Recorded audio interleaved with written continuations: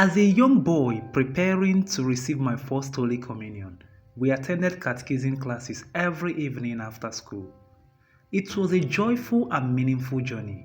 The process was divided into three main stages. The first was learning the basic prayers.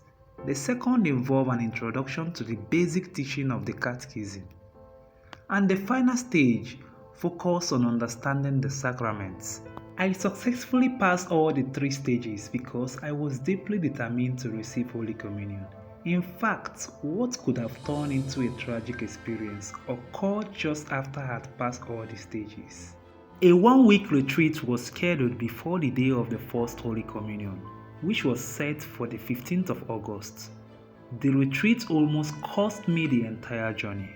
On one evening in August, I came for the catechism retreat as usual.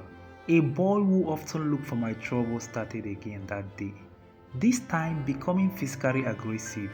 Those around us began urging me to retaliate. Everyone seemed to be on my side, telling me to defend myself. Overwhelmed by anger and pressure, I pushed the boy. Immediately, my fellow catechism candidates screamed, which drew the attention of the senior seminarian who had been posted to our parish for his 6-week apostolic work. Seminarian Emmanuel called both of us aside, scolded us and told us to go home and never return.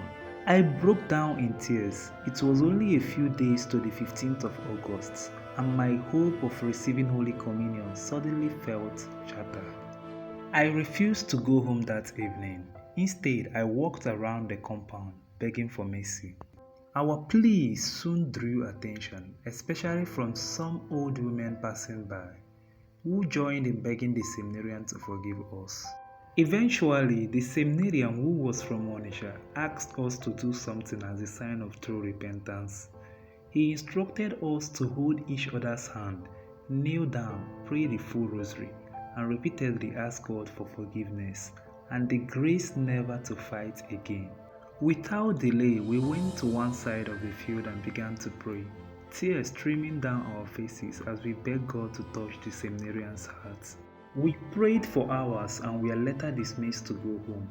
The next day, we returned and continued our prayers. Finally, the seminarian said he felt happy and was moved to pardon us.